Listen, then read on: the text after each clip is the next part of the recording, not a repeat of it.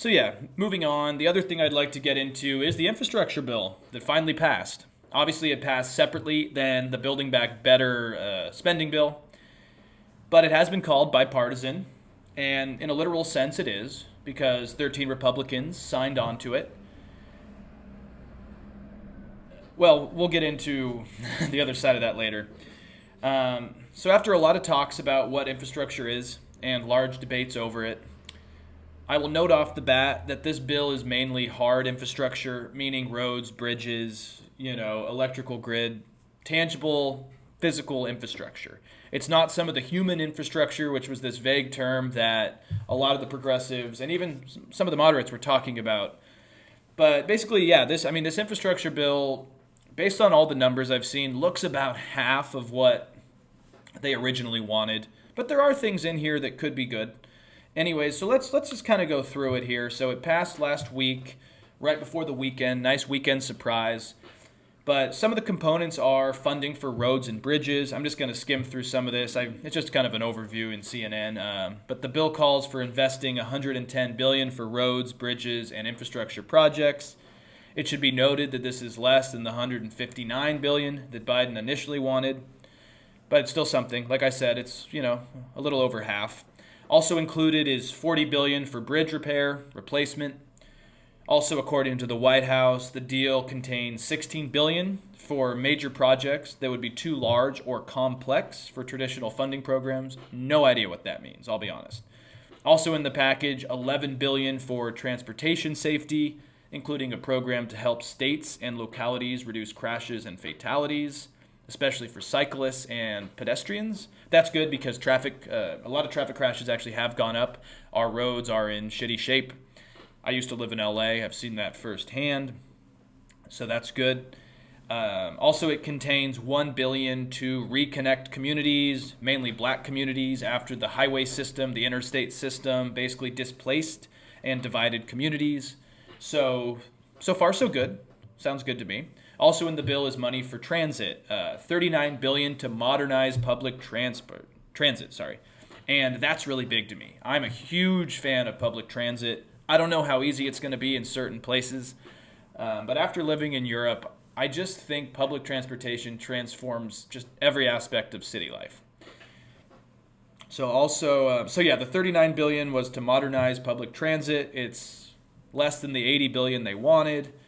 But they would also put in $66 billion in passenger and freight rail. Sorry, geez, I can't read today. The funds would eliminate Amtrak's maintenance backlog, modernize the Northeast Corridor line, and bring rail service to areas outside the Northeast and Mid-Atlantic regions. Included in this also is $12 billion in partnerships for intercity rail services, including high-speed rail. So lots there. Comparatively to a lot of the world, our rail system is horrid. Amtrak is not known for being the leader of, let's just say, the leader of efficient and modern rail systems. So this is all good. Also, there's broadband upgrades, broadband internet. The bill provides $65 billion to improve the nation's broadband infrastructure. This includes also upgrading airports and ports and waterways as well. That would be $17 billion in port infrastructure, $25 billion in airports. Good as well, as we've seen issues with our ports as well. Let's see what else. The bill would provide $7.5 billion for low-emission buses and ferries. So that's kind of this, quasi-green stuff here. And another $7.5 billion would go to building a nationwide network of plug-in electric vehicle chargers. So it's good if you have a Tesla or whatever else that may be. The bill would invest $65 billion to rebuild the electrical grid, which is super important to me. I watched John Oliver last night. He's usually not my favorite, to be honest. I think he sometimes cherry picks stuff. But anyways, it was actually a really good one on our public infrastructure and on our electrical grid and how a lot of these power lines were put up in the 50s, were meant to last about 50 years, and were not meant to deal with these changing temperatures, extreme weather, and it's crumbling. We've had a lot of fires that have started because lines have fallen down, and these companies, again, are not doing anything about it. So it's good to see that is happening. We definitely need better infrastructure in general, and specifically the electrical grid, because when it first was built, it was one of the biggest human achievements of the 20th century. We're a huge country, and to have basically 3 power grids get energy to every part of the country is pretty insane to me, to be completely honest. So that's good to see. Also, my thoughts here on this infrastructure bill. Maybe California can finally finish that super necessary high-speed rail from Bakersfield to Fresno. I think it was Fresno or Modesto. Super useful. No, I mean, I'm kidding. That was pretty pointless to me. There's so many other places I would do a high-speed rail train. But in all seriousness, the bill will be crucial. So, I mean, I see our infrastructure keeps getting D grades, and, Trump couldn't really do anything. He wasn't able to pass this. So I think this is going to be a political win for Biden, even if it's short-lived. The Wall Street Journal has a really good article called "How Cities Could Spend $1 Trillion on Infrastructure: Roads, Trains, and Highway Exits." And it just goes over how interviews or statements from different leaders in cities and towns are excited to get some of this funding.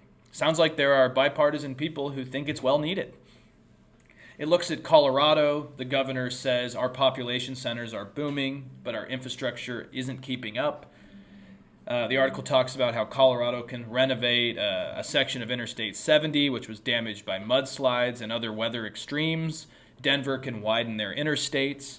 Maryland will get $6 billion to improve transit systems, clean water, roads, bridges, tunnels. And Larry Hogan, the Republican governor of Maryland, is quite excited to get this. He supports it. He's always been a good governor, in my opinion. The Houston mayor, Sylvester Turner, says these funds are going to be crucial to help address problems that we saw. Remember with that power grid failure last winter that actually led to a lot of death, tragedy, was pretty unnecessary. So the money can go towards helping resolve that. In Prescott, Arizona, the city's going to get $5 million in funding for the Prescott Regional Airport, which I guess needs a lot of reform. In California, where I'm from, I've seen it firsthand. There's historic drought pretty much every year. The fires are getting worse. And there's a state senator, Melissa Hurtado, who said infrastructure money is needed to help fund new places to store snowmelt from the mountains and to repair canals. So that's all needed. I could keep going here for sure. But there's a lot of positives this article highlights. And, it's small things that aren't flashy. There's still a lot of things left out. Don't get me wrong. It's not as much money as a lot of the progressives wanted. But, $1 trillion is still a lot of money.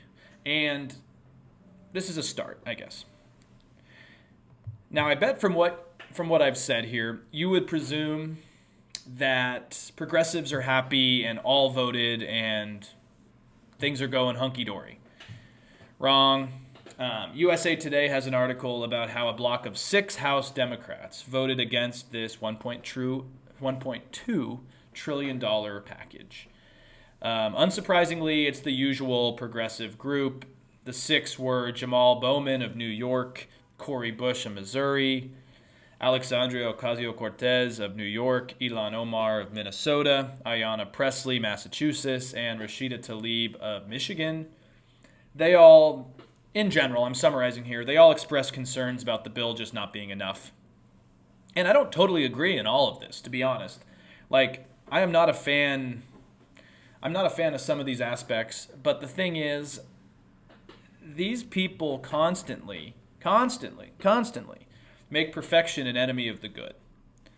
And they don't seem to live in much of a political reality. I'm not going to talk about it too much now because I kind of talked about this in the Virginia election episode last week. But they are just becoming the Tea Party of the left, I think. I just don't understand, these people found Trumpism toxic. They spoke out against the Republicans at every chance possible. Now there's a Democrat, and they're still trying to block the passage of some of these bills. They just seem oblivious to the severity of the moment. And my big question that I keep asking myself is what would have happened if these 13 Republicans didn't vote for it? Would these 6 progressives still have not voted for the bill and just not let it pass and not give Biden any victories and fuel up the Republican Fox News base? Come on, it just doesn't make sense to me. But that's a whole other conversation. We'll move on. I don't want to go on another diatribe here. Also, 13 Republicans voted for this bill. making it technically, like I said, bipartisan. I'm sure the rest of the right was happy to get something passed, right? Wrong. These 13 Republicans, are the typical ones. I love all of them just because they're willing to piss off and troll Kevin McCarthy and challenge his leadership. This guy wants to be speaker so bad.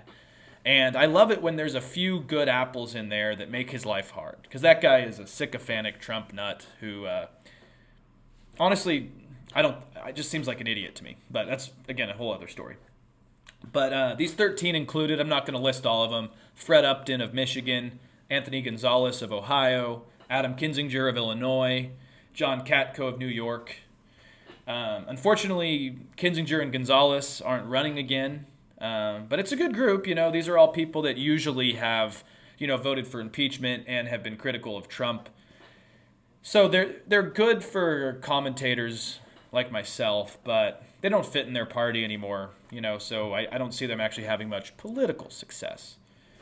And, of course, the backlash over these 13 has already began.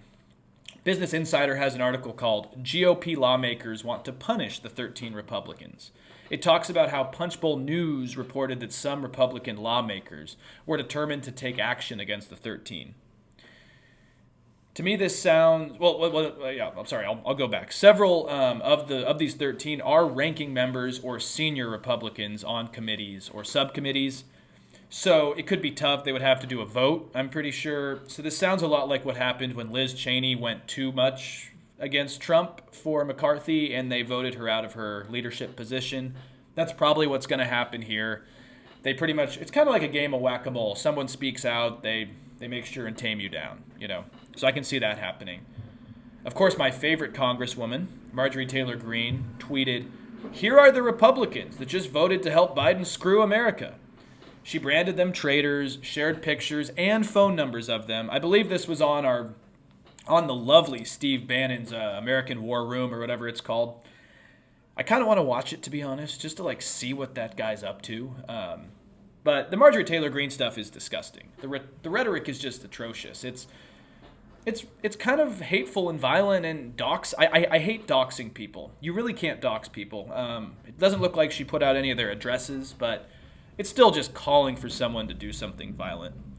Fred Upton, the Michigan guy, one of the 13, he had a disturbing interview on CNN over the weekend where he talked about fears for his safety that have already began. He says in quotes here, "I'll tell you it's a terrible way. We have seen civility really downslide here. I'm concerned about my staff. They are taking all these calls." End quotes. And again, these Republicans are just using careless and irresponsible rhetoric, and it's just stirring up their base. And there's people out there that will want to put violence on these leaders, and I think it's just a matter of time. I hope I'm wrong, but you have Marjorie Taylor Greene putting out their information, Matt Gaetz calling them socialist. This rhetoric over time pisses off your base. And there's people that'll probably do something. Anyways, my thoughts here. Infrastructure bill, let's go with a B-. It's better than nothing and does face, it does address serious issues. That being said, I'm also glad it was bipartisan. I'm sure the 13 who voted will get death threats, but they voted for something good, and I guess that's all I can say. I like the term bipartisan, but believe me, our country's far from being bipartisan.